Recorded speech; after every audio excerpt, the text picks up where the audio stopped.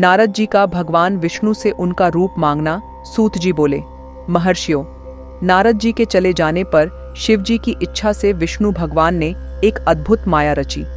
उन्होंने जिस ओर नारद जी जा रहे थे वहां एक सुंदर नगर बना दिया। वह नगर बैकुंठ लोक से भी अधिक रमणीय था। वहां बहुत से विहार स्थल थे। उस नगर के राजा का नाम शील निधि था। उस राजा की एक बहुत सुंदर कन्या थी। उन्होंने अपनी पुत्री के लिए स्वयंवर का आयोजन किया था। उनकी कन्या का वरण करने के लिए उत्सुक बहुत से राजकुमार पधारे थे। वहां बहुत चहल पहल थी। इस नगर की शोभा देखते ही नारद जी का मन मोहित हो गया। जब राजा शील निधि ने नारद जी को आते देखा तो उन्हें सादर प्रणाम करके स्वर्ण सिंहासन पर बैठाकर उनकी पूजा की। फिर अपनी देव सुंदरी कन्या को बुलाया, जिसने महर्षि के चरणों में प्रणाम किया। नारद जी से उसका परिचय कराते हुए शील निधि ने निवेदन किया, महर्षि, यह मेरी पुत्री श्रीमती है। इसके स्वयंवर का आयोजन किया गया है। इस कन्या के गुण दोषों को बताने की कृपा कीजिए। राजा के ऐसे वचन सुनकर नारद जी बोले, राजन, आपकी कन्या साक्षात लक्ष्मी है। इसका भावी पति भगवान शिव के समान वैभवशाली, त्रिलोकजयी, वीर तथा कामदेव को भी जीतने वाला होगा। ऐसा कहकर नारद मुनि वहां से चल दिए। शिव की माया के कारण वे काम के वशीभूत हो सोचने लगे कि राजकुमारी को कैसे प्राप्त करूं। स्वयंवर में आए सुंदर एवं वैभवशाली राजाओं को छोड़कर भला यह मेरा वरण कैसे करेगी। वे सोचने लगे कि नारियों को सौंदर्य बहुत प्रिय होता है। सौंदर्य को देखकर ही श्रीमती मेरा वरण कर सकती है। ऐसा विचार कर नारद जी फिर विष्णु लोक में जा पहुंचे और उन्हें राजा शीलनिधि की कन्या के स्वयंवर के बारे में बताया तथा उस कन्या के साथ विवाह करने की इच्छा व्यक्त की। उन्होंने भगवान विष्णु से प्रार्थना की कि वे अपना रूप उन्हें प्रदान करें ताकि श्रीमती उन्हें ही वरे।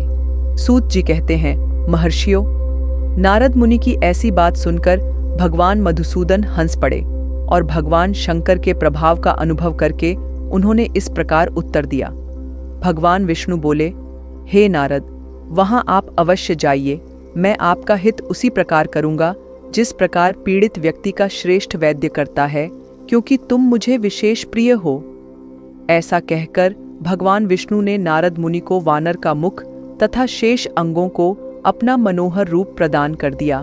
तब नारद जी अत्यंत प्रसन्न होते हुए अपने को परम सुंदर समझकर शीघ्र ही स्वयंवर में आ गए और उस राज्य सभा में जा बैठे। उस सभा में रुद्रगण ब्राह्मण के रूप में बैठे हुए थे। नारद जी का वानर रूप केवल कन्या और रुद्रगणों को ही दिखाई दे रहा था। बाकी सबको नारद जी का वास्तविक रूप ही दिखाई दे रहा था। नारद जी मन ही मन प्रसन्न होते हुए श्रीमती की प्रतीक्षा कर रहे थे। हे ऋषियों, वह कन्या हाथ में जयमाला लिए अपनी सखियों के साथ स्वयंवर में आई। उसके हाथों में सोने की सुंदर माला थी। वह शुभ लक्षणा राजकुमारी लक्ष्मी के समान अपूर्व शोभा पा रही थी। नारद मुनि का भगवान विष्णु जैसा शरीर और वानर जैसा मुख देख वह कुपित हो गई और उनकी ओर से दृष्टि हटाकर मनोवांछित वर की तलाश में आगे चली गई। सभा में अपने मनपसंद वर को न पाकर वह उदास हो गई। उसने किसी के भी गले में वरमाला नहीं डाली। तभी भगवान विष्णु राजा की वेशभूषा धारण कर वहां आ पहुंचे। विष्णु जी को देखते ही उस परम सुंदरी ने उनके गले में वरमाला डाल दी। विष्णु जी राजकुमारी को साथ लेकर तुरंत अपने लोक को चले गए। यह देखकर नारद जी विचलित हो गए।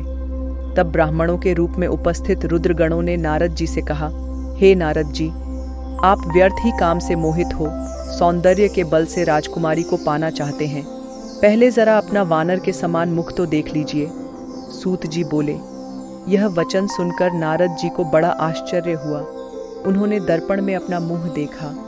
वानर के समान मुख को देखकर वे अत्यंत क्रोधित हो उठे तथा दोनों रुद्रगणों को शाप देते हुए बोले, तुमने एक ब्राह्मण का मजाक उड़ाया है, अतः तुम ब्राह्मण कुल में पैदा होकर भी राक्षस बन जाओ।